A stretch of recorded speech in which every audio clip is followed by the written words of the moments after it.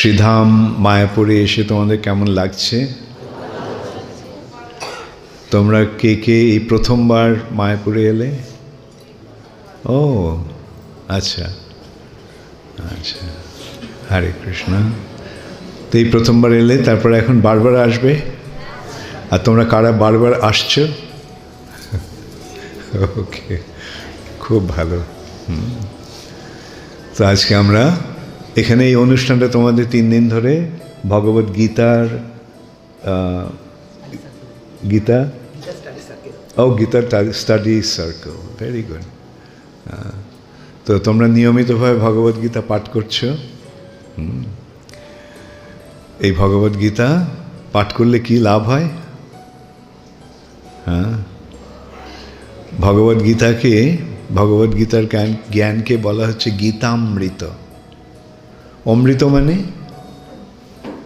যেটা পান করলে আর মৃত্যু হয় না। তোমরা এখানে কে কে মৃত্যুকে জয় করতে চাও? তাহলে মৃত্যুকে জয় করার উপায়টা কি? হ্যাঁ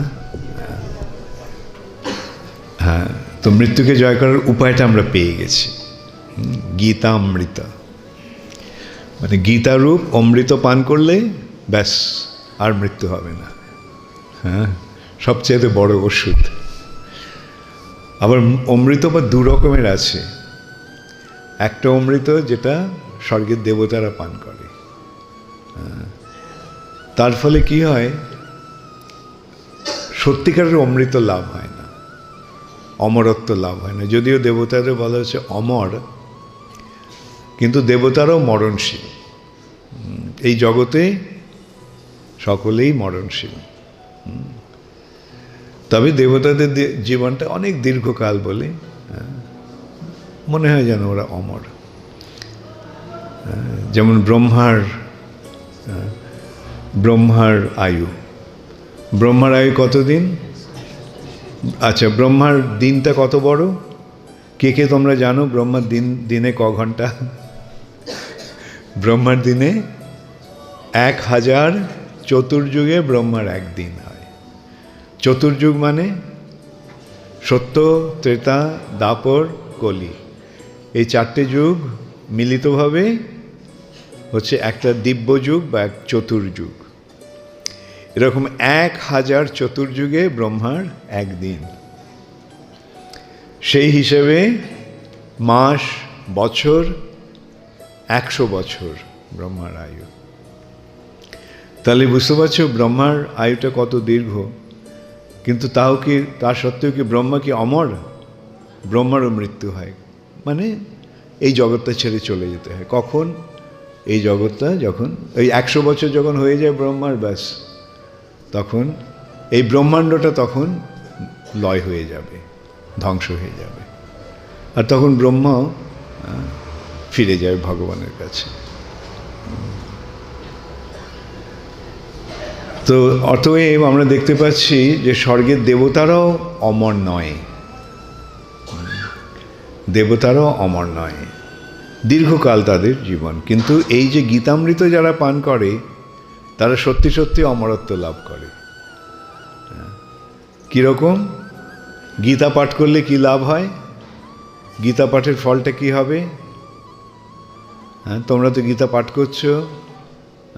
গীতা পাঠের ফলটা কি হবে?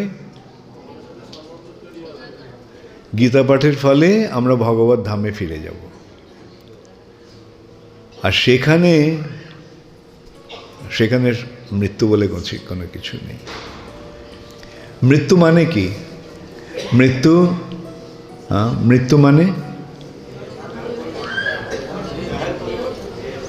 দেহ। আমরা বলি যখন কেউ মরে যায় তখন আমরা কি বলি?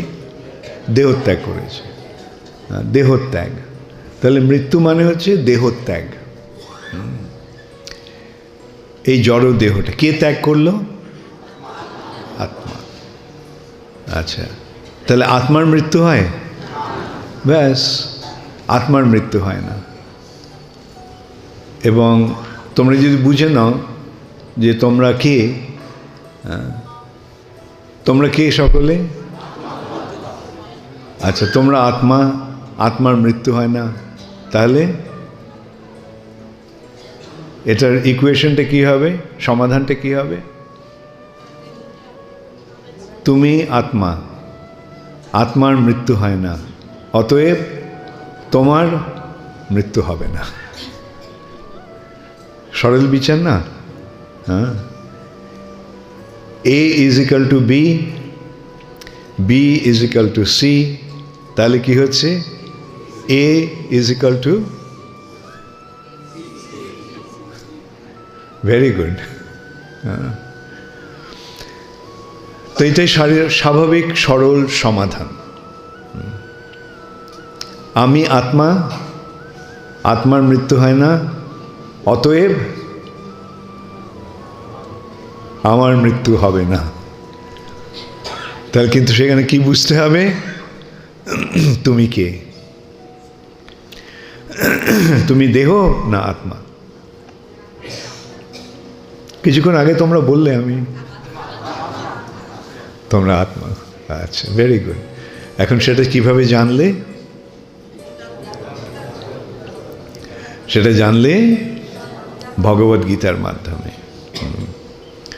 এই ভগবদ গীতা কে বললেন, কে শোনালেন? কৃষ্ণ। আর কাকে শোনালেন? অর্জুনকে। এবং এই অর্জুনের মাধ্যমে আমরা এটা জানতে পারছি। অর্জুনের মাধ্যমে অর্জুনকে ভগবান দিয়েছেন, আর সেই সূত্রে আমরা এটা পেয়েছি। সেই সূত্রে একটা গীতা মাহাত্ম্যতে একটা খুব সুন্দর শ্লোক আছে। সর্ব উপনিষদ গাব দগ্ধা গোপাল নন্দনা বৎস পার্থ সুধীর ভোক্তা দুগ্ধং গীতামৃতং মহৎ। সর্ব উপনিষদ গাব, সমস্ত উপনিষদগুলি হচ্ছে, গাব মানে গাভী, গরু।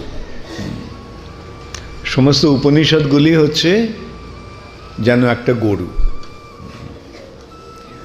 গরুর প্রয়োজনীয়তা কি? গরু দুধ দেয়, তো দুধটাকে দহন করতে হয়। তো এই যে গীতারূপ যে উপনিষদ রূপ যে গাভী, সেই গাভীটিকে দহন করলো কে? গোপাল কৃষ্ণ। সর্ব উপনিষদ গাব দগ্ধা, দহনকারী গোপাল নন্দন, গোপাল নন্দন কৃষ্ণ। বৎস পার্থ, আর সেই গাভীর বৎস বা বাছুরটিকে পার্থ, অর্জুন। গরু বাছুরটাকে উপলক্ষ করে দুধ দেয়, কিন্তু দুধ খায় কারা? মানুষেরা। হ্যাঁ, তো এখন এই যে অর্জুনকে উপলক্ষ করে ভগবান যে গাভী, উপনিষদ রূপী গাভীকে দহন করলেন, সেই দুধটা কারা খায়, কারা পান করে? সুধীর, সুধীর ভোক্তা। সুধী মানে সুন্দর বা উন্নত, ধী বা বুদ্ধিমত্তা, বুদ্ধি, যাদের বুদ্ধি উন্নত তারা এই গীতারূপ অমৃত পান করে। সুধীর ভোক্তা দুগ্ধম, আর এই দুধটা কি? গীতামৃতম। গীতারূপ অমৃত হচ্ছে এই গাভীটির দুধ। এখন এইভাবে আমরা যদি ভগবদ গীতাকে, গীতারূপ গাভীর দুধটা পান করি, গীতারূপ অমৃত পান করি, তাহলে অমরত্ব লাভ হবে। এখন সেই দুধ পান করার যোগ্যতাটা কি? সুধী, যাদের বুদ্ধিমত্তা উন্নত, তার লক্ষণটা কি? তারা ভগবানের শরণাগত হয়। ভগবানের শরণাগত না হলে, ভগবানকে না মানলে এই দুধটা পান করা যাবে না। তোমরা ভেবে দেখো, আচ্ছা তোমরা প্রভুপাদের গীতা পড়ার আগে কে কে গীতা পড়েছিলে? কে কে অন্য গীতা পাঠ করেছিলে তোমরা? তো সেই গীতাগুলি পাঠ করে তোমরা ভগবানের ভক্ত হয়েছিলে? কিন্তু প্রভুপাদের গীতা পাঠ করে কে কে ভগবত ভক্ত হয়েছ? আমি যে কথাগুলো বলছি তোমরা বুঝতে পারছো তো? পেছনে তোমরা হাত চুলছো না কেন? হয় তোমরা বুঝতে পারছো না, নয়তো তোমরা আলস্যে ভুগছো। গীতা পাঠ করছো, আমি যখন জিজ্ঞাসা করলাম গীতা পাঠ করছো কিনা, তোমরা হাত তুললে। আমি যখন আবার জিজ্ঞাসা করলাম প্রভুপাদের গীতা পাঠ করে ভগবত ভক্তি লাভ করেছো কিনা, তখন অনেকের হাত উঠছে না। আচ্ছা একটু ভালো করে দেখি তো, এই ভগবদ্গীতা পাঠ, প্রভুপাদের ভগবদ্গীতা পাঠ করে কে কে ভক্ত হয়েছে? ওকে, ভেরি গুড। এইটি হচ্ছে প্রভুপাদের ভগবদ্গীতার বৈশিষ্ট্য। কেন? এর মাধ্যমে আমরা কি বুঝতে পারছি? যে প্রভুপাদ যেহেতু ভগবানের ভক্ত, তাই প্রভুপাদ ভক্তির ভিত্তিতে ভগবদ্গীতা দান করেছেন। আর যারা ভগবত ভক্ত নয়, তারা যে ভগবদ্গীতার অনুবাদ করেছে, ইয়ে করেছে, তাতে কোনো কাজ হয়নি। তাই না কি? সরলভাবে গীতা অনেক বিক্রি হচ্ছে, যেমন গীতা প্রেসে কত কত গীতা সস্তা দামে বিক্রি করছে। আর তারপরে কত বাংলা গীতা আছে, লোকেরা বলে আমি এই গীতা পড়েছি, ওই গীতা পড়েছি। কিন্তু ওই গীতা পড়ে ভক্তি লাভ হয়েছে? হয়নি। কেন হয়নি? কেন যারা ওই গীতার বিশ্লেষণ দিয়েছে তারা নিজেরাই গীতার তত্ত্বটা বুঝতে পারেনি। কেউ যদি না বুঝে কিছু তোমাকে বলে, তুমি কিছু শিখতে পারবে? সে নিজেই বোঝেনি, তো তোমাকে বোঝাবে কি করে? যে নিজে বুঝতে পারেনি সে অন্য কাউকে বোঝাতে পারবে? পারবে না। তো এইখানেই মুশকিল, যে গীতা অনুবাদ করেছে সব বড় বড় পণ্ডিত, কিন্তু কাজের কাজ হয়নি। কেন হয়নি? কেন তারা ভক্ত নয়। তারা ভক্ত নয় মানে ভগবদ্গীতার মূল ব্যাপারটা ওরা বুঝতে পারেনি। যে কৃষ্ণ যে অর্জুনকে ভগবদ্গীতা দান করলেন, কেননা অর্জুন হচ্ছে ভক্ত, এবং সেই ভক্তির ভিত্তিতে অর্জুন ভগবদ্গীতাটা গ্রহণ করেছিলেন, তাই না? তোমাদের মনে আছে ভগবদ্গীতায় ভগবান বলছেন, কৃষ্ণ অর্জুনকে বলছেন যে এই যোগটা নষ্ট হয়ে গিয়েছিল। এই যে ভগবদ্গীতার যে জ্ঞান, যোগ নষ্ট পরন্তপ,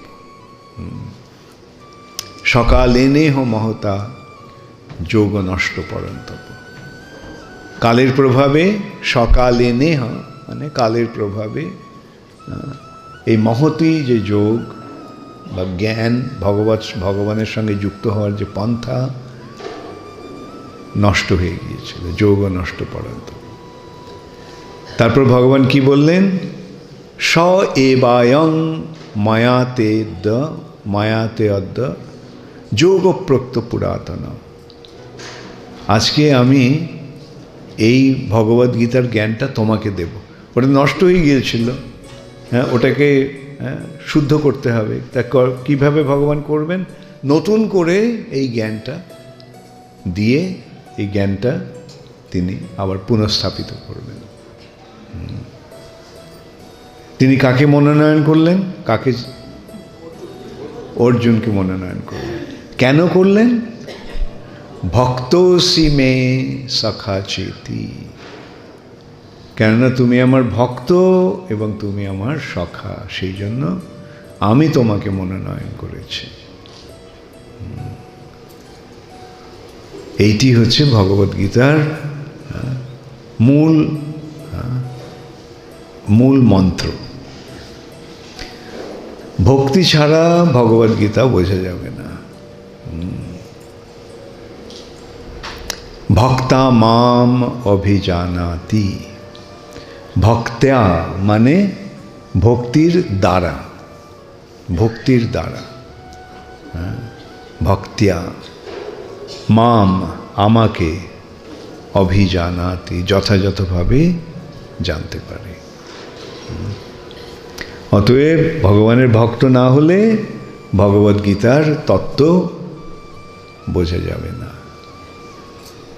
তাহলে এখন বুঝতে পারছো প্রভুপাদ কেন তার ভগবদ্গীতাটিকে কি বললেন?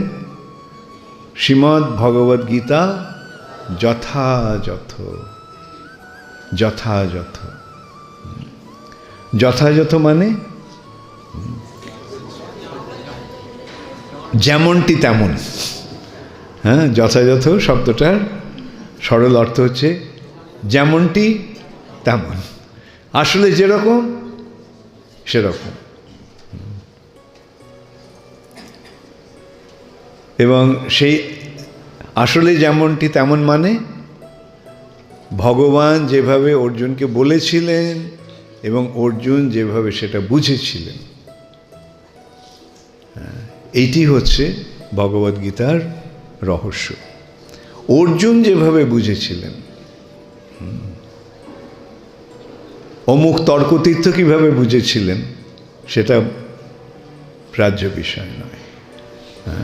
অমুক বিদ্যালঙ্কার কিভাবে বুঝেছিলেন সেগুলো গ্রাহ্য নয়। ভক্তির মাধ্যমে ভগবানকে বোঝা যায়, তর্কের দ্বারা ভগবানকে বোঝা যায় না, জড়বিদ্যার দ্বারা ভগবানকে জানা যায় না। তর্ক প্রতিষ্ঠ সুতয়া বিভিন্ন। তর্ক করলে কি হবে? ওই বিভিন্ন মতবাদ প্রকার ইয়ে হবে, কিন্তু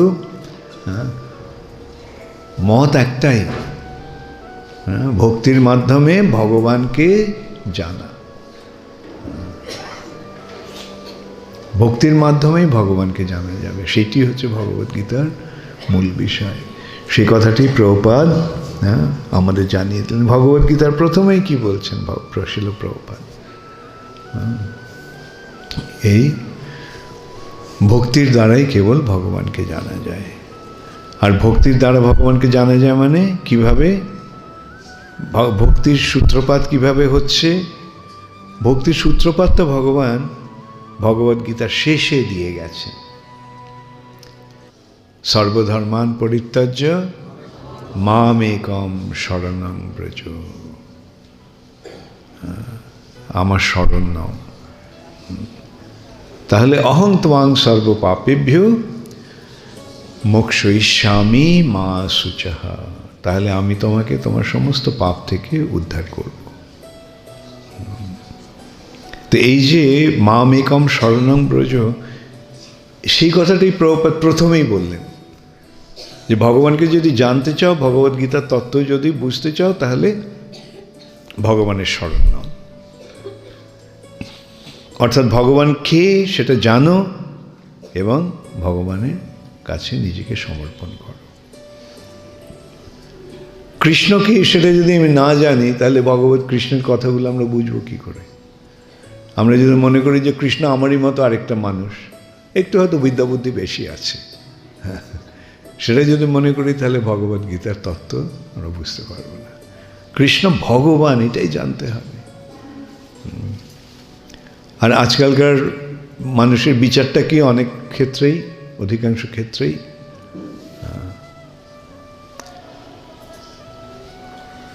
যেমন একসময়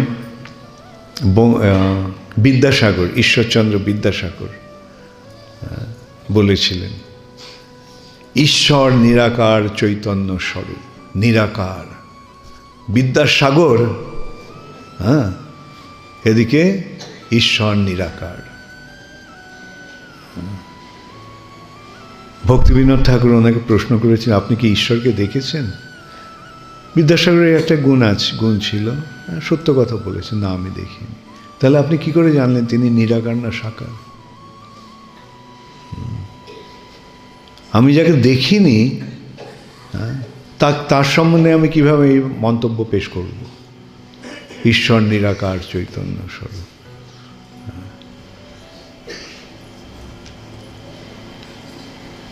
এই সমস্ত সমস্ত গোঁজামিল চলছে আজকের জগতে।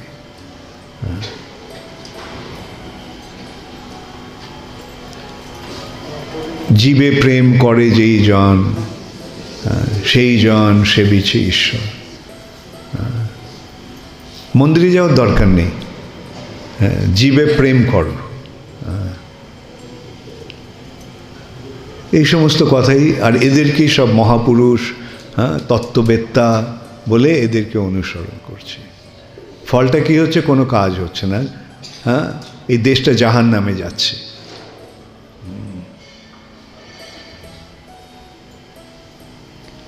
অতএব না জেনে যদি এই সমস্ত কথা বলা হয়, কৃষ্ণ নিজে এসে এই কথাটা বলছেন, আর ওরা বলছে তার কোনো রূপ নেই। তাহলে আমরা গীতার মাহাত্ম্য আমরা বুঝবো কি করে? এই সম্বন্ধে রামানুজাচার্য একটা খুব সুন্দর কথা বলেছেন। শঙ্করাচার্যের এই মতটা, যে যে যে ব্রহ্ম নিরাকার, এবং এই যে অবতার, সেটা সত্যগুণে ব্রহ্মের যে রূপ, সেটা হচ্ছে অবতার। এই ধরনের কতগুলো গোঁজামিল এ দিয়েছে। যাই হোক, তার দোষ নাহি তিনি তেহ আজ্ঞাকারী দাস। শঙ্করাচার্যের দোষ নেই। ভগবান শঙ্করাচার্য শিবকে, মহাদেবকে বলেছেন, যা মদ বিমুখান কুরু, জীবকে আমার বিমুখ করে দাও, অসুরদের আমার বিমুখ করে দাও। সেই জন্য শঙ্করাচার্য এই মতবাদগুলি প্রচার করেছেন। ব্যাস ভ্রান্ত বলিতিহ উঠাইল বিবাদ। ব্যাসদেবকে ভ্রান্ত বলে দিল। ব্যাসদেব জানে না কিছু, আমি জানি তার থেকে ভালো। তার ফলে কি হলো? একটা মস্ত বড় গোলযোগের সৃষ্টি হলো। এই রূপটা আসলে ব্রহ্মই হচ্ছে সব, আর ভগবান বলে তোমরা যাকে মানছো, সেটা সত্যগুণে যে ব্রহ্মর রূপ, সেটা ঈশ্বর বা নারায়ণ। তার মানে ভগবানও এই জড়জগতের একজন ব্যক্তি হয়ে গেলেন। আর শুধু তাই নয়, এই রূপ একটা কল্পনা করে নিলেই হয়। তোমার যেটা ভালো লাগে, 5টা সম্ভাবনা আছে, একটা বেছে নিও কোনটা তুমি ইয়ে করবে। বিষ্ণু রূপ করতে পারো, শিবের রূপ করতে পারো, সূর্যের রূপ করতে পারো, দেবীর রূপ করতে পারো। এইভাবে বিভিন্ন রূপের তুমি আরাধনা করতে পারো। তারপরে যখন তোমার ম্যাচিউরিটি লাভ করবে, তুমি যখন অনেক ওপরে উঠে যাবে, তখন আর কোনো রূপের দরকার নেই। তখন একেবারে তুমি ব্রহ্মে লীন হয়ে যাবে। এখন মানুষ এইভাবে বিভ্রান্ত হয়ে পড়েছে। তার ফলে আজকে কি মনে করছে? এই সমস্ত রূপগুলি সব এগুলো আলাদা, ওর কোনো ইয়ে নেই। ঈশ্বর নিরাকার চৈতন্য স্বরূপ।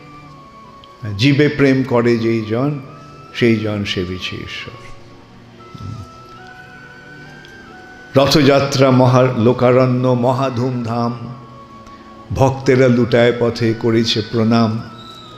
রথ ভাবে আমি দেব, পথ ভাবে আমি, মূর্তি ভাবে আমি দেব, হাসে অন্তর্যামী। এরা সমস্ত, আর লোকেরাও মাতামাতি করছে।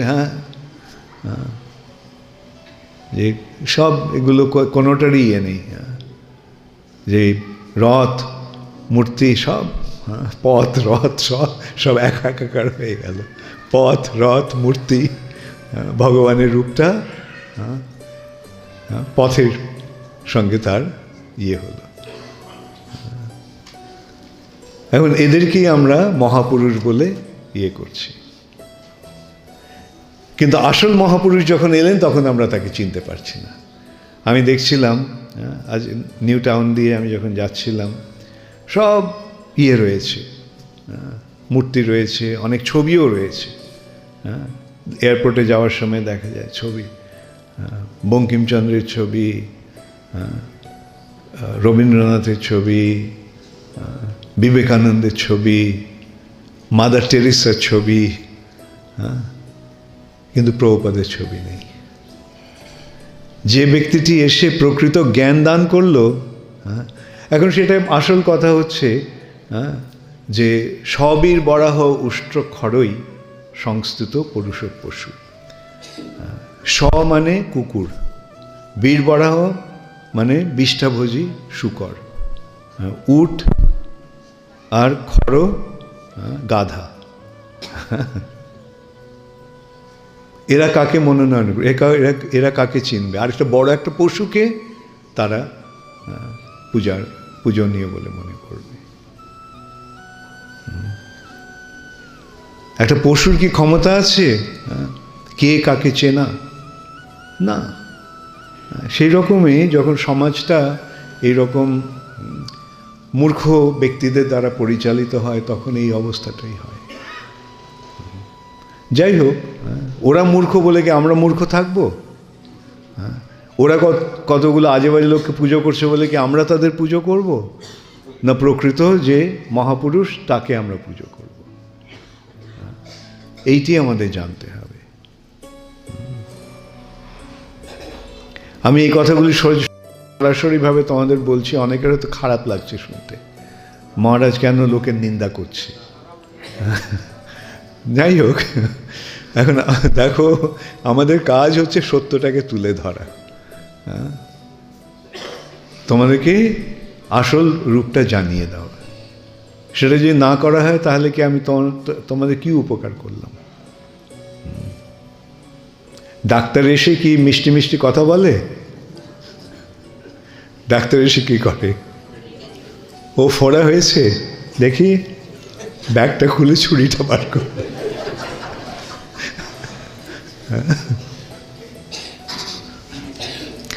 হ্যাঁ, যখন ছুরির ফোড়াটা কাটছে তখন একটুখানি ব্যথা লাগবে, কিন্তু এটা রোগ নিরাময়ের উপায়। সাধুর কাজও তাই, ডাক্তারেরা ছুরি দিয়ে কাটে আর সাধুরা তাদের কথা দিয়ে কাটে, তাদের উপদেশের মাধ্যমে রোগ নিরাময় করে। অতএব আমি বলবো, অন্য সমস্ত যে সমস্ত বইগুলো আছে ওগুলো ফেলে দাও, দিয়ে প্রভুপাদের গ্রন্থাবলী পাঠ করো এবং প্রভুপাদের অনুগামী গ্রন্থাবলী পাঠ করো। প্রভুপাদের যারা অনুগত, তারা যে সমস্ত গ্রন্থগুলি দিয়েছে সেগুলি প্রভুপাদের এই শিক্ষার অনুকূল গ্রন্থ। সুতরাং এই মনোভাব নিয়ে তোমাদের ভগবদ্গীতা পড়তে হয়। ভগবদ্গীতায় প্রভুপাদ যেভাবে দেখিয়ে গেছেন সেইটি হচ্ছে প্রকৃত তত্ত্ব, সেইটি হচ্ছে প্রকৃত তথ্য। এবং সে তাতে কি কাজ হচ্ছে? হ্যাঁ, আমি অনেক সময় দেখি যখন ভগবদ্গীতা সম্বন্ধে আমরা বলি, তখন লোকেরা বলে, হ্যাঁ এরকম তো আমরা কখনো শুনিনি, এরকম বিশ্লেষণ তো কখনো আমরা শুনিনি। দুদিন আগে আমার এক শিষ্যের সঙ্গে কথা হচ্ছিল আমেরিকাতে। ও শ্বেতাঙ্গ আমেরিকান, আর ভারতবর্ষ থেকে এক সাধু গেছে। তো একজন খুব গণ্যমান্য ব্যক্তির বাড়িতে তিনি অতিথি হয়ে আছেন। তো আমার এই শিষ্যটিকে ডেকেছে। সেও খুব বেশ সাকসেসফুল, প্রতিষ্ঠিত ব্যক্তি, আমেরিকান। তো চেয়েছে যে ওই সাধুকে ওর সঙ্গে করুক, আলাপ হোক। তো যখন করছে তখন আলোচনা হয়েছে, দেখতে পাচ্ছি আমাকেও বলছিল যে লোকটা খুব ভালো এমনিতে, যে এই যে সাধু বেশ ভালো, ভদ্র, বিনম্র। তবে ও বললো, প্রথমেই আমি যখন দেখলাম ওর মাথায় তিলকটা এরকম, এরকম মানে শিবের ভক্ত, আর এরকম মানে বিষ্ণু ভক্ত। যাই হোক, ও বলছিল যে প্রথমেই ওর চোখে পড়লো যে তিলকটা মানে ইয়েটা এরকম। তো কথায় কথায় জিজ্ঞাসা করলো যে, তো বললো যে হ্যাঁ আমি শঙ্কর সম্প্রদায়ের, শঙ্করাচার্যের সম্প্রদায়। ও তখন জিজ্ঞাসা করলো আপনি শারীরিক ভাষ্য পড়েছেন? বলছেন না। শঙ্করাচার্যের মতবাদ কি, আর এদিকে আবার ও রাম কথা শোনায়, এদিকে শঙ্করাচার্যের ভক্ত, ওদিকে রাম কথা শোনাচ্ছে। তো এই নিয়ে হলো যে রামচন্দ্রকে, আচ্ছা যাই হোক, ওই যার বাড়িতে সে ইয়েকে ডাকা হয়েছিল, তার যে মেয়ে জামাই, সে মেয়ে জামাই তখন ইয়েকে বলছে যে, ওর বাবাকে বলছে আর কি, ওর শ্বশুরকে, যার বাড়িতে ইয়ে,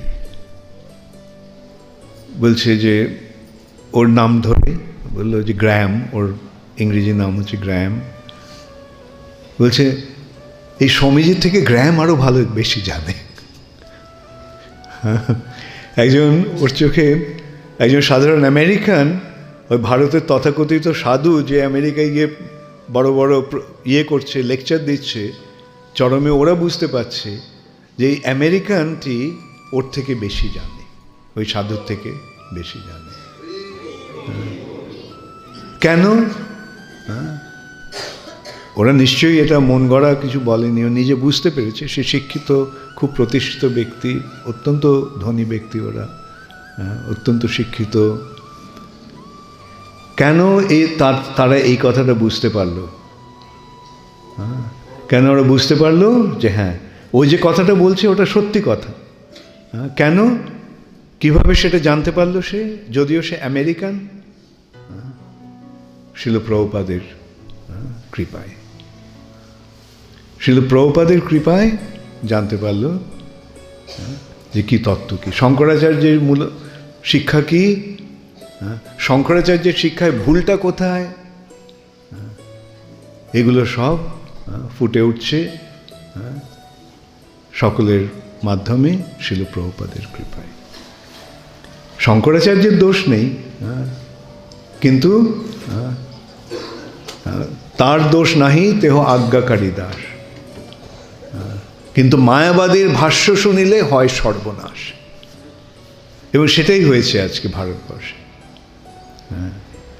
এই যে ধর্মের জগতে যে ভারতবর্ষে যে সর্বনাশ হচ্ছে, সেটা ওই শঙ্করাচার্যের ভাষ্যের প্রভাবে। কিন্তু এখানে ওরা বুঝতে পারছে না যে শঙ্করাচার্য অসুরদের বিমোহন করার জন্য এই ভাষ্যটা দিয়েছে, কিন্তু জনসাধারণ সেই ভাষ্যের দ্বারা ইয়ে হয়ে গেছে, বিভ্রান্ত হয়ে গেছে। সেই সমস্ত দিক দিয়ে দেখতে হবে যে প্রভুপাদের বৈশিষ্ট্য কোথায়, প্রভুপাদ কি দিয়েছেন, কেন দিয়েছেন, কিভাবে দিয়েছেন, এবং তার ফলটা কি হচ্ছে। আজকে আমরা দেখতে পাচ্ছি কোন কোন ধর্ম প্রতিষ্ঠানে আজ পৃথিবীর সর্বত্র বিচক্ষণ, বিদ্বান, বুদ্ধিমান ব্যক্তিদেরকে প্রভাবিত করছে। ইসকনের মতো কোনো সংস্থা কি করতে পারছে? লোকেরা রামকৃষ্ণ মিশন করে। রামকৃষ্ণ মিশন কি করেছে? ওরা কতগুলো পাবলিসিটি করেছে। বিবেকানন্দ ফিরে এসে এখানে, বিবেকানন্দ আমেরিকা জয় করে এসেছে, আমেরিকায় কেউ ওর নামও জানে না, আর একটা মেয়েকে নিয়ে এসেছে, সিস্টার নিবেদিতা, আর শিলপ্রভুপাদের হাজার হাজার মহিলাদের নিয়ে আসছে, আর ওরা একটা মেয়েকে নিয়ে মাতামাতি করছে।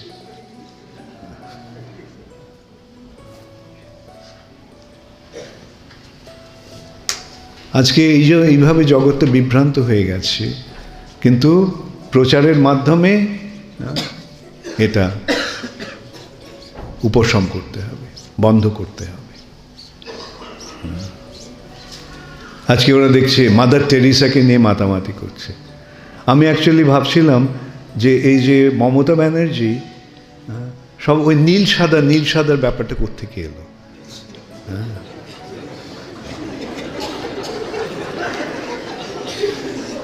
আমার চোখে পড়ল, আমি যখন আসছিলাম, মাদার টেরিসার পরনে যে শাড়িটা, ওটা নীল সাদা। তার থেকে বুঝলাম মমতা ব্যানার্জি ওর থেকে ওটা ধার করেছে।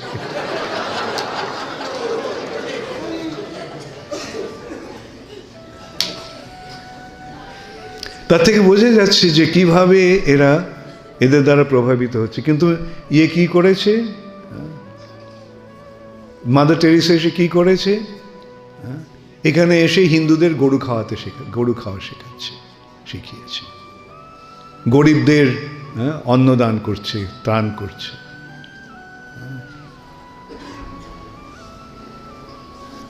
এর ফলে কি ওদের মঙ্গল হচ্ছে না অমঙ্গল হচ্ছে? সেই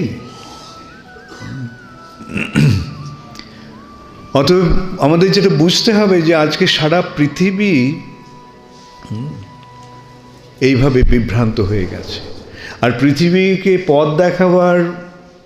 পথ দেখাবার যোগ্যতা কেবল ভারতবর্ষের আছে, কিন্তু ভারতবাসীরা ওদের থেকে আরো বেশি বিভ্রান্ত হয়ে গেছে। কেবল পথ দেখাচ্ছে শিল প্রভুপাদ এবং বিদ্বৎ মণ্ডলী, বুদ্ধিমান মানুষেরা সারা পৃথিবীর প্রভুপাদের শিক্ষাটাকে বুঝতে পারছে, বুঝতে পেরে সেটাকে গ্রহণ করে তাদের জীবন সার্থক করছে এবং প্রচারের মাধ্যমে এর প্রভাবটা আরো বিস্তারিত করছে। এইভাবে প্রভুপাদের শিক্ষাটাকে গ্রহণ করতে হবে। প্রভুপাদের গ্রন্থাবলীর মাধ্যমে আমাদের পথ খুঁজে নিতে হবে। তোমরা যারা এই পথটাকে গ্রহণ করেছো তারা খুব ভালো করে এই পথটাকে গ্রহণ করো, প্রভুপাদের শিক্ষাটাকে খুব ভালোভাবে উপলব্ধি করে এটাকে সকলের কাছে প্রচার করো। মহাপ্রভু এই দায়িত্বটা ভারতবাসীদের দিয়ে গেছে। ভারত ভূমিতে হইল মনুষ্য জন্ম যার, জন্ম সার্থক করি করো পর উপকার। এই যে পর উপকার কথাটার মধ্যে একটা বিশেষ বৈশিষ্ট্য আছে। পর উপকার, পর উপকারের বিপরীত ভাবটা কি? পর উপকারের বিপরীত ভাবটা হচ্ছে নিজের উপকার, তাই না? পর উপকার আর উল্টোটা কি হবে? আমার উপকার। হ্যাঁ, আমার উপকার মানে স্বার্থপরতা। সারা জগৎ স্বার্থপর, এই জগৎটাই স্বার্থপর। কিন্তু মহাপ্রভু বলছেন যে ভারতবাসীদের ওই স্বার্থপরতা ত্যাগ করে পর উপকারের ধর্মটা গ্রহণ করতে হবে। আর কিভাবে করতে হবে? যারে দেখো তারে কহ কৃষ্ণ উপদেশ, আমার আজ্ঞায় গুরু হইয়া তারও এই দেশ। যারে দেখো তারে কহ কৃষ্ণ উপদেশ। এখন এইটি হচ্ছে প্রকৃত উপকার।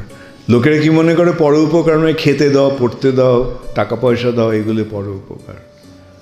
কিন্তু এগুলো শরীরের উপকার। তার ঠিক আছে, ভালো করো, করতে চাইছো করো, ক্ষতি নেই। কিন্তু আসল উপকারটাকে থেকে মানুষকে বঞ্চিত করো না। আসল উপকারটা হচ্ছে আত্মার উপকার। দেহের উপকার দিয়ে কী হবে? দেহটা তো একদিন চলে যাবে। আর দেহের এই সমস্ত আছে যাদের, তারাও কি সুখে শান্তিতে আছে? না।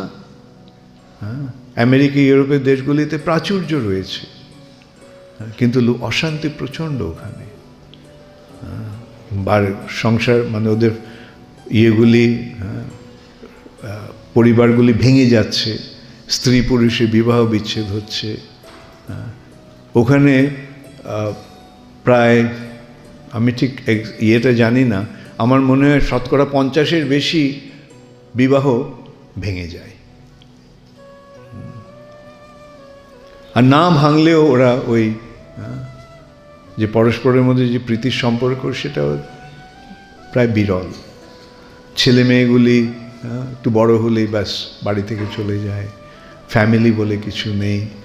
বৃদ্ধ বয়সে মা বাবাকে দেখার কেউ নেই, তারা বৃদ্ধাশ্রমে থাকে, ওল্ড এজ হোমে। এইটাই কি জীবনের উদ্দেশ্য? যে তুমি ভেবে দেখো, তোমার ছেলে মেয়েদের কত করে কষ্ট করে লালন পালন করলে, তারপর তখন ওরা একটু বয়স যখন হলো তখন তোমার থেকে চলে গেল, আর কোনো সম্পর্ক নেই। আর তোমরা যখন বুড়ো হয়ে গেলে তখন তোমাদের দেখার মতো কেউ নেই। কেমন লাগবে তখন? এমন তোমাদের মধ্যে হয়তো অনেকেরই সেরকম অবস্থা, ছেলেমেয়েরা দেখছে না। তো এইটাই কি জীবনের উদ্দেশ্য হওয়া উচিত? না। এখন এই সমস্ত বিষয়গুলি যথাযথভাবে অনুধাবন করে, উপলব্ধি করে আমাদের জীবন পথে এগোতে হবে। শিল প্রভুপাদ যে পথটি আমাদের দেখিয়ে গেছেন, সেইটি প্রকৃত মঙ্গলের পথ। আজকে পৃথিবীতে আমরা দেখতে পাই যে পরিবারগুলি ভেঙে ভেঙে যাচ্ছে। আর আজকে ভেবে দেখো শিল প্রভুপাদ কেমন একটা পরিবার তৈরি করেছে। সারা পৃথিবী জুড়ে এই পরিবারটা ইসকন পরিবার। হ্যাঁ, তাই নয় কি? হ্যাঁ, আমরা সকলে একটা পরিবারভুক্ত না? যখন আমেরিকানরা আসছে, রাশিয়ানরা আসছে, আমরা আমাদের ওদেরকে আমরা কিভাবে দেখছি? ও এরা কৃষ্ণ ভক্ত, এরা ইসকনের ভক্ত, এরা বৈষ্ণব। হ্যাঁ, আর যখন ওরা আমাদের বাড়িতে আসছে তখন আমরা আনন্দের সঙ্গে তাদেরকে আপ্যায়ন করছি। আবার আমরা যখন তাদের বাড়িতে যাচ্ছি তারাও আনন্দের সঙ্গে আমাদের অভ্যর্থনা করছে। তো এইটি হচ্ছে প্রভুপাদের শিক্ষার একটা বৈশিষ্ট্য। আজকে সারা জগৎটা খণ্ড বিখণ্ড হয়ে যাচ্ছে, আর প্রভুপাদ কি করছেন? সারা জগৎ থেকে জুড়ে দিচ্ছেন। এখন সমস্যার সমাধান কোথায় হবে? খণ্ড বিখণ্ড হওয়ার মাধ্যমে না সংযুক্ত হওয়ার মাধ্যমে? এবং সেইটি মহাপ্রভু সংকীর্তন, সকলকে মিলিয়ে দিচ্ছেন। সংকীর্তন, সম্যক, সমবেত হয়ে কি করবে? সমবেত হয়ে ভগবানের মহিমা কীর্তন করবে, ভগবানের বাণী প্রচার করবে। এখন আমার গীতার ব্যাপারে ফিরে আসা যাক। হ্যাঁ, এই গীতায় ভগবান কি দিচ্ছেন? প্রথম উপদেশ। হ্যাঁ, অর্জুন বলছে আমি যুদ্ধ করব না, তাই না? আমি কথং ভীষ্মম অহং সংখ্যে দ্রোণং চ মধুসূদনা ঈশুভি প্রতিয়ৎসামি পূজার্হ বরিসূদনা। কিভাবে কৃষ্ণ কিভাবে কথং ভীষ্মম অহং সংখ্যে, এই যুদ্ধে কিভাবে আমি ভীষ্ম, দ্রোণ এদের প্রতি বাণ নিক্ষেপ করব। বাণ নিক্ষেপ করা হবে কি উদ্দেশ্য নিয়ে? হত্যা করার উদ্দেশ্য নিয়ে। এটা কি করে আমার পক্ষে সম্ভব? সত্যি কথাই, যে সাধারণত আত্মীয় স্বজনদের প্রতি, গুরুজনদের প্রতি আমাদের একটা শ্রদ্ধাভাব থাকে। সেই শ্রদ্ধাভাবের ফলে আমরা তাদের প্রতি আমরা বিরূপ আচরণ করতে পারি না। আর এখানে হত্যা করতে হবে, কি করে এটা সম্ভব? কিন্তু এই সমস্ত কৃষ্ণ শুনে গেলেন। শুনে গিয়ে অর্জুন যখন কৃষ্ণকে বলল, কৃষ্ণ আমি বিভ্রান্ত হয়ে পড়েছি, তুমি আমাকে বলো কি করা কর্তব্য। আমি তোমাকে গুরুরূপে বরণ করছি, আমি তোমার শিষ্যস্তেই অহং সাধি মান্তাং প্রপন্নম, আমি তোমার শরণাগত হচ্ছি। তখন কৃষ্ণ কি করলেন? তিনি হাসতে হাসতে বললেন, প্রহসন্নিব, যে অর্জুন অশোচান অনুশোচস্তন, যে বিষয় নিয়ে শোক করা উচিত নয় সেই বিষয় নিয়ে তুমি শোক করছো। অশোচান, যে বিষয়ে শোক করা উচিত নয়, অনুশোচস্তন, সেই বিষয়ে তুমি শোক করছো। আবার এদিকে প্রজ্ঞাবাদংশ্চ ভাষসে, পণ্ডিতের মতো কথা বলছো, তুমি আসলে জানো না, আর এদিকে পণ্ডিতের মতো কথা বলছো। এইভাবে কৃষ্ণ প্রথমেই অর্জুনের ভুলটা ধরিয়ে দিলেন, না জেনে কিছু বলতে যেও না। গতাসুন গতাংশুংশ্চ নানু শোচন্তি পণ্ডিতা। এই জগৎ, এটা জগৎ, গচ্ছতি ইতি জগৎ, এখানে সব কিছুই চলছে, চলে যাচ্ছে। গতাসুনা অগতাসুংশ্চ, যেটা নিত্য আর যেটা অনিত্য এর পার্থক্যটা না জানাটাই হচ্ছে পণ্ডিতের কাজ। কোনটা নিত্য কোনটা অনিত্য? দেহটা অনিত্য, আত্মা নিত্য। জড় জগৎটা অনিত্য, চিৎ জগৎটা নিত্য। ভগবানের সঙ্গে সম্পর্কটা নিত্য, আর অন্য সমস্ত সম্পর্কগুলি অনিত্য।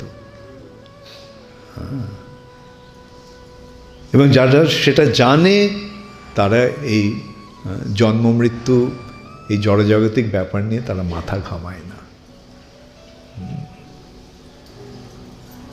দেখো, প্রথমেই অর্জুনকে ভগবান কি সুন্দর একটা উপদেশ দিলেন, আর তার মাধ্যমে আমরা কি জানতে পারছি কি করা উচিত? এই আত্মীয় স্বজনদের সম্পর্ক নিয়ে মেতে থাকবো, না ভগবানের সঙ্গে সম্পর্ক স্থাপন করব? হ্যাঁ, এমন নয় যে আত্মীয় স্বজনদের সঙ্গে সম্পর্ক থাকবে না, হ্যাঁ থাকবে, কিন্তু ভগবানকে কেন্দ্র করে থাকবে। ভগবানের দাস দাসী রূপে তাদের সঙ্গে সম্পর্ক থাকবে, ভগবানকে কেন্দ্র করে থাকবে, আমার দেহের সঙ্গে সম্পর্কিত নয়, দেহের সঙ্গে সম্পর্কিত সম্পর্ক নয়। তারপরে তিনি কি বললেন? অর্জুন, তুমি তো এই যুদ্ধে হত্যা করতে হবে ইত্যাদি নিয়ে তুমি এত বিমর্ষ হয়েছ, এত বিভ্রান্ত হয়েছ।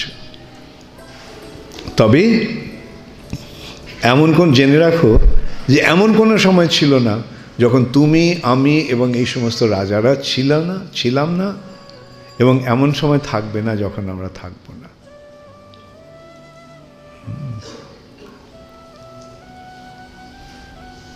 না ত্বে বাহং জাতু নাসম না ত্বং নেমে জনাধিপা ন ভূয়া ন ভবিষ্যাম সর্বে বয়ম অতঃপর।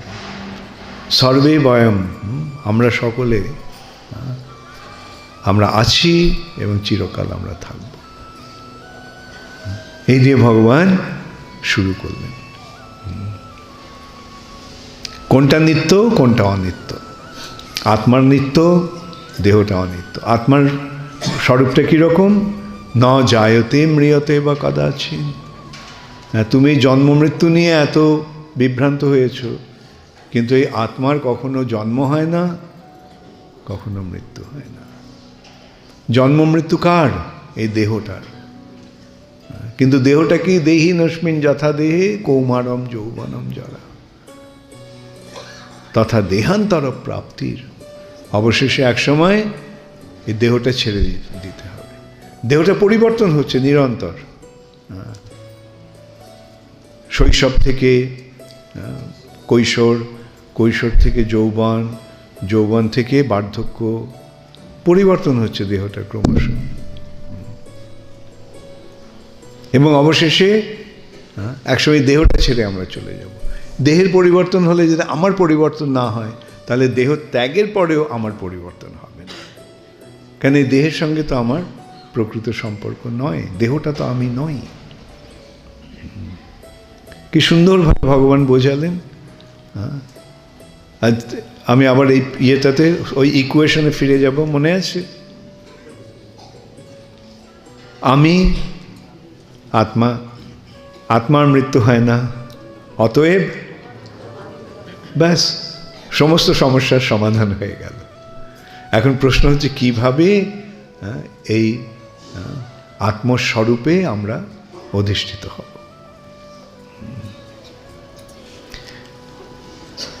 আমরা যখন এই জড়জগতের, আমরা যখন ভগবানের প্রতি বিমুখ হয়ে পড়ি, কৃষ্ণ বহির্মুখ হইয়া ভোগবাঞ্ছা করে, নিকটস্থ মায়া তারে জাপটিয়া ধরে। কৃষ্ণ বহির্মুখ, বহির্মুখ মানে বিমুখ। কৃষ্ণের প্রতি যখন আমরা বিমুখ, বিমুখটা আবার কি? মুখ, এইটা মুখ। মুখটা যখন ওদিকে থাকে তখন আমি ওই দিকটা দেখছি, মুখটা যখন এদিকে চলে যায় তখন কি হলো? বিমুখ হয়ে গেল, বহির্মুখ হয়ে গেল। উন্মুখ আর বিমুখ। উন্মুখ ওই দিকে যখন দেখছি সেটা উন্মুখ, ভগবানের দিকে যখন দেখছি কৃষ্ণ উন্মুখ। ভগবানের থেকে যখন আমরা মুখটা অন্যদিকে চলে গেল তখন কি হলো? ভগবত বিমুখ। কৃষ্ণ বহির্মুখ হইয়া বিষ্ণু বহির্মুখ হলে কি হচ্ছে? এই জড়জগৎটাকে ভোগ করার বাসনা আসছে। আমি কোথায় কৃষ্ণদাস, সেই কৃষ্ণদাস ভুলে আমি প্রভু হয়ে যাচ্ছি, এখানে প্রভুত্ব করছি, এখানে প্রভুত্ব করতে চাইছি এখানে। তো সেইটি হচ্ছে আমাদের মূল সমস্যা। কৃষ্ণ বহির্মুখ হইয়া ভোগবাঞ্ছা করে, নিকটস্থ মায়া তারে জাপটিয়া ধরে। তার অবস্থাটা তখন কীরকম? পিশাচি পাইলে যেন মতিচ্ছন্ন হয়, মায়ামুগ্ধ জীবের হয় সে ভাব উদয়। হ্যাঁ, পিশাচি পেলে যেন মতিচ্ছন্ন হয়, কি করছি না করছি মনে থাকে না। হ্যাঁ, তোমরা পাগল দেখেছো? হ্যাঁ, তো পাগল কারা? হ্যাঁ, ওই যারা ভূতে পেয়েছে, তাই না? সত্যি সত্যি ভূতে ধরে, তখন তার মনে থাকে না সে কে, কেন অন্য আরেকটা আত্মা বা ব্যক্তি তাকে তার উপর ভর করে নিয়েছে। ভূত কারা? ভূতে বিশ্বাস করো তোমরা? ভূত আছে না নেই? আছে। কে কে মনে করো আছে? কে কে মনে করো নেই? আচ্ছা, না, ভূত আছে।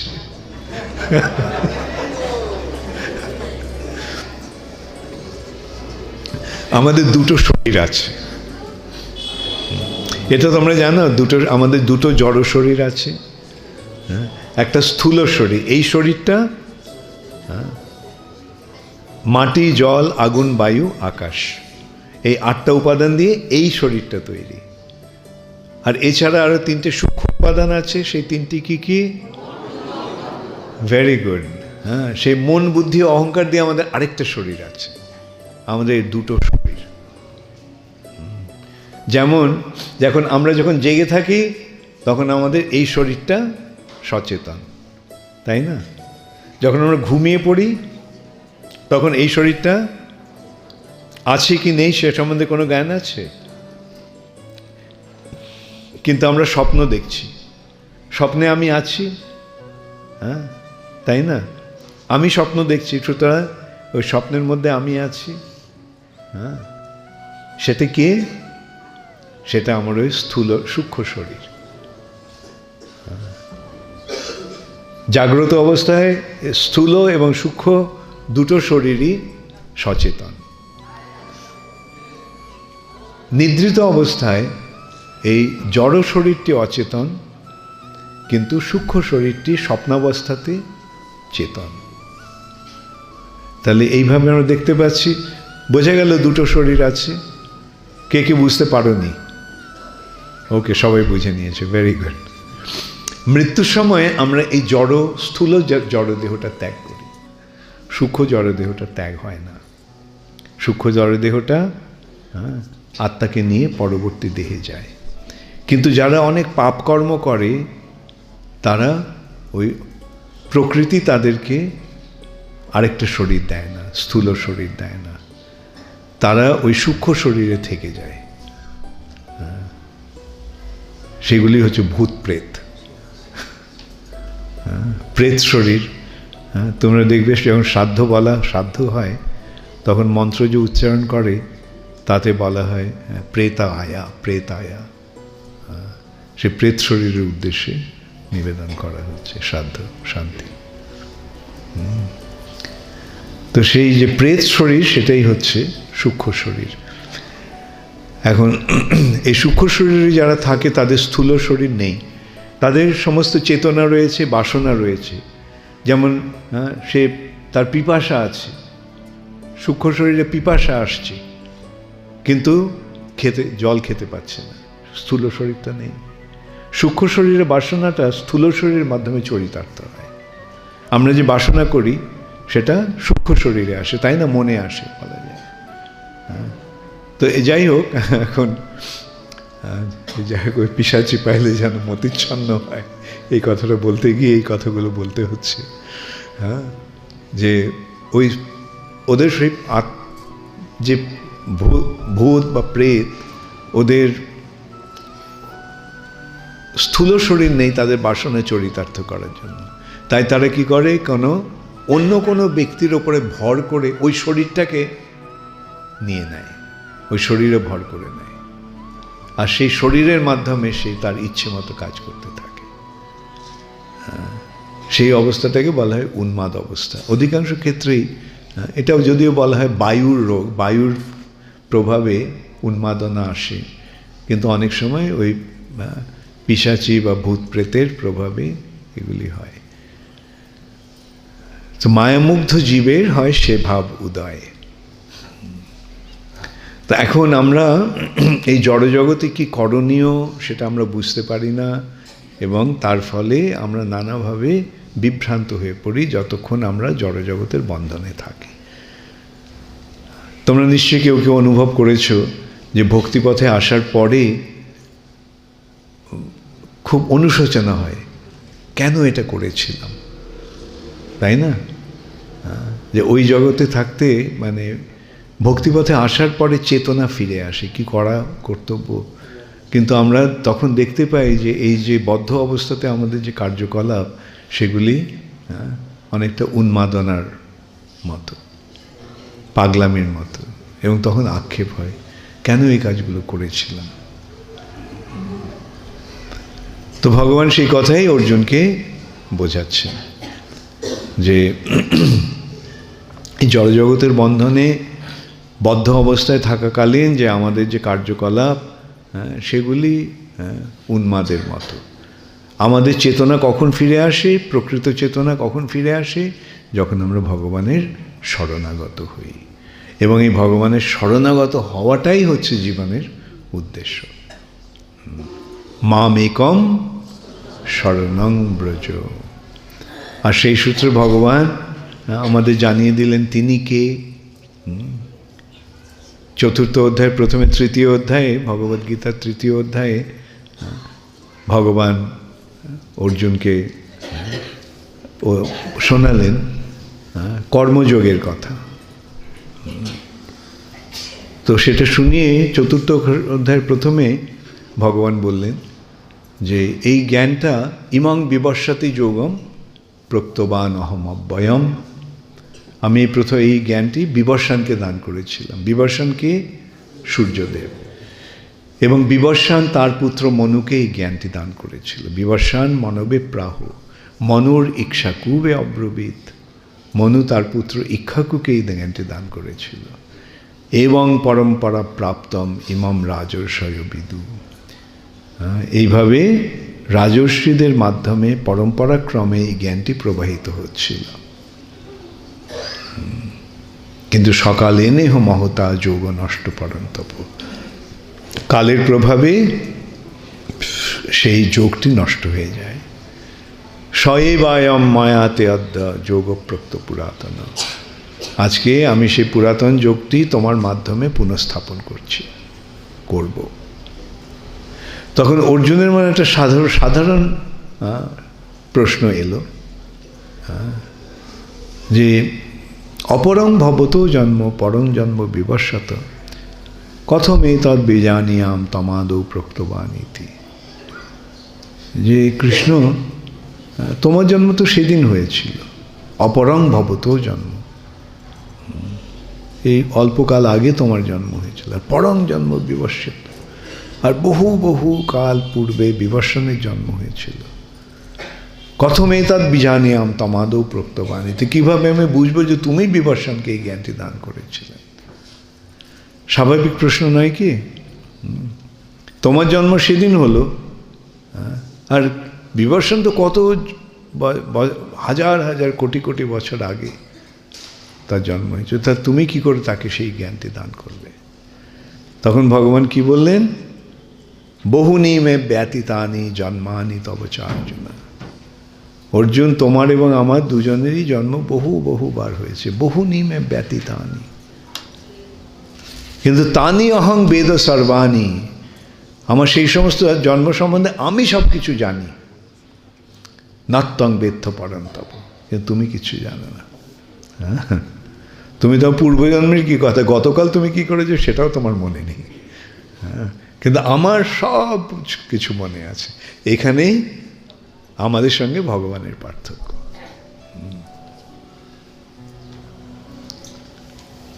তারপরেই ভগবান বলছেন অজোপি সনব্বয় আত্মা, আমার জন্ম হয় না, আমি অজ, আমি জন্মরহিত। এবং কিন্তু তা সত্ত্বেও প্রকৃতি সাম অধিষ্ঠায় সম্ভব আমি আত্মমায়া, আমার অন্তরঙ্গ প্রকৃতি যোগমায়াকে অবলম্বন করে আমি সম্ভব, আমি আবির্ভূত হই, সম্ভব আমি আত্মমায়া, আমার মায়ার দ্বারা। কেন আসি? পরিত্রাণায় সাধুনাম বিনাশায় চ দুষ্কৃতম, সাধুদের পরিত্রাণের জন্য আর দুষ্কৃতকারীদের বিনাশ। তো এইভাবে ভগবান অর্জুনকে এই উপদেশ দিলেন। তারপরে ভগবান ক্রমে ক্রমে তাকে জ্ঞান দান করলেন। যোগ, তার সঙ্গে যুক্ত হওয়ার যে ধ্যান যোগের পন্থা, ষষ্ঠ অধ্যায় সেটা বর্ণনা করলেন। সে বর্ণনা করে সবশেষে কি বললেন? যোগিনাম অপি সর্বেশাম মদ্গতেন অন্তরাত্মনঃ, সমস্ত যোগীদের মধ্যে তিনি হচ্ছেন শ্রেষ্ঠ, যিনি আমার প্রতি ভক্তিপরায়ণ হয়ে মদ্গতেন অন্তরাত্মনঃ, আমার প্রতি ভক্তিপরায়ণ হয়েছে, সেই হচ্ছে শ্রেষ্ঠ যোগী। অর্থাৎ যোগের উদ্দেশ্য হচ্ছে ভগবানের সঙ্গে যুক্ত হওয়ার পন্থা। আর কিভাবে যুক্ত হওয়া যায়? ভক্তির মাধ্যমেই কেবল ভগবানের সঙ্গে যুক্ত হওয়া যায়। ভজতাং প্রীতিপূর্বকম।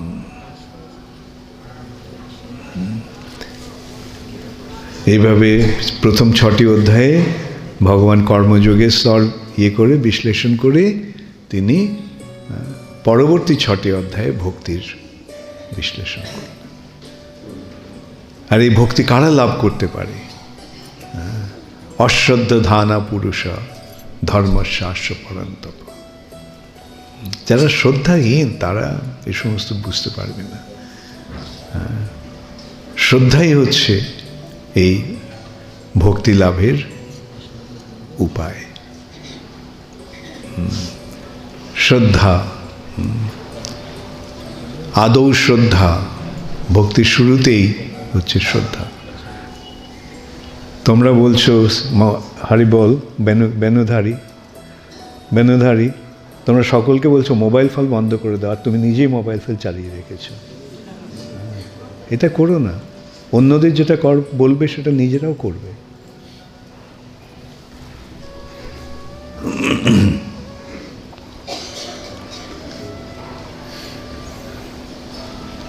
এইভাবে ভগবান ক্রমশ এই ভক্তির পথ দেখালেন।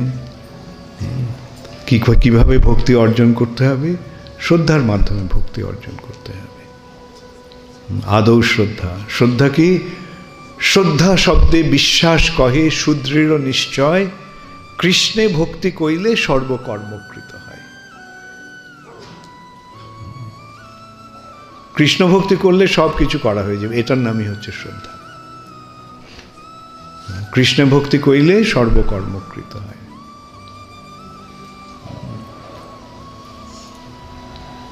তো এইভাবে তোমরা ভগবদ গীতা পাঠ করো, শ্রদ্ধা সহকারে কৃষ্ণের কথাগুলি অনুধাবন করো, উপলব্ধি করো। সেই অনুসারে বিশেষ করে প্রভুপাদ যেভাবে শিখিয়ে দিয়েছেন তার ভক্তি বেদান্ত তাৎপর্যের মাধ্যমে, সেইভাবে এই ভক্তির অনুশীলন করো। পন্থাটা অত্যন্ত সরল। শ্রবণম কীর্তনং বিষ্ণু স্মরণং পাদসেবনম অর্চনং বন্দনং দাস্যম সক্ষম আত্মনিবেদনম। এই নবধা ভক্তির এই 9টি অঙ্গ। শ্রবণ, শুনতে হবে। তারপরে যেটা শুনলাম, যেটা বুঝলাম, সেটা অন্যদেরকে শোনাতে হবে। কীর্তন, প্রথমে শুনবো, তারপরে গাইব, বলবো। এর মাধ্যমে কি হবে? স্মরণ হবে।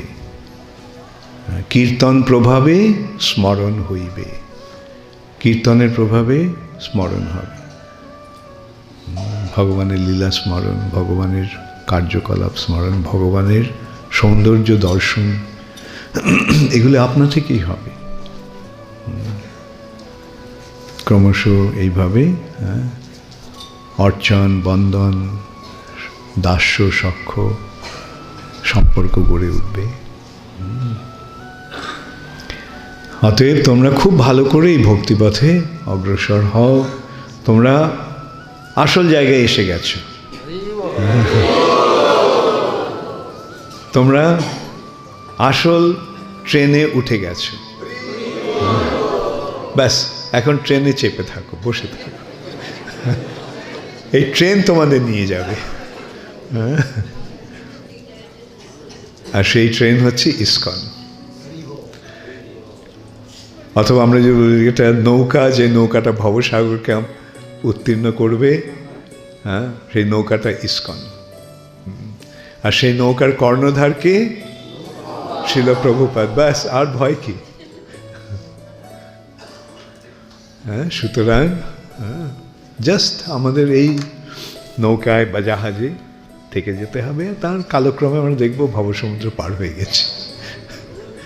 হঠাৎ বলবে এক সময় যে পার এসে গেছে, কর্ণধার ঘোষণা করবে পার এসে গেছে, এখন নৌকা ঘাটে বাধা পড়লো, সব এখন নৌকা থেকে উঠে নেমে তোমরা ওই পারে চলে যাবে। হরে কৃষ্ণ, গৌর প্রেমানন্দে। মহারাজ, আমি একটা প্রশ্ন করছি, শ্রীমত শব্দটা যে একটু বলতেন। শ্রীমত শব্দটা, শ্রী মানে হচ্ছে ঐশ্বর্য বা সৌন্দর্য বা সম্পদ। মত শব্দটির অর্থ হচ্ছে যার আছে, অর্থাৎ ঐশ্বর্য সমন্বিত, সৌন্দর্য সমন্বিত যা বা যে, তিনি হচ্ছেন শ্রীমত। ওকে গুরু মহারাজ, এই যে গয়াতে সব বাবা মা মারা গেলে যে পিণ্ড দান করে, গয়াতে যে বলছে যে প্রেতাত্মাকে দেওয়া হয়, সেই প্রেতাত্মাটা কি? আমি তো বললাম এতক্ষণ আগে, প্রেতাত্মা সম্বন্ধে বললাম না? হ্যাঁ, ওটা তো বললেন, কিন্তু কেন আমরা তো ওটা না দিলেও পারি বাবা মা? ওর ফলে সদ্গতি হয়। বিষ্ণু পাদপীঠ হচ্ছে গয়া, হ্যাঁ, সেখানে পূর্বপুরুষদের